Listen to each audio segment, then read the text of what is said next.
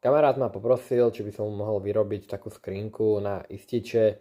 Má vlastne na stene tatránsky profil a trčí mu tam proste tá skrinka, kde má ističe a chcel to do niečoho schovať, aby to nejako vyzeralo. Urobil som preto iba taký jednoduchý box, do ktorého sa budú tie dvierka tak nasúvať. Nechcel som to nejako komplikovať s pantami alebo nejako inak. Vyzerá to celkom dobre, ale tu mi to trošku prečnieva, takže budem musieť z tejto strany trošku odobrať.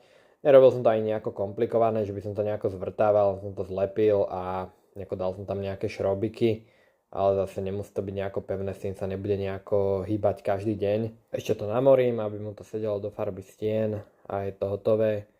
No a tu už to môžete vidieť na stene. Bohužiaľ mi poslali iba fotku, takže na to tak stačí. No a hneď vedľa je aj moja mapa sveta, Brownies, ktorú viete nájsť na tomto e-shope.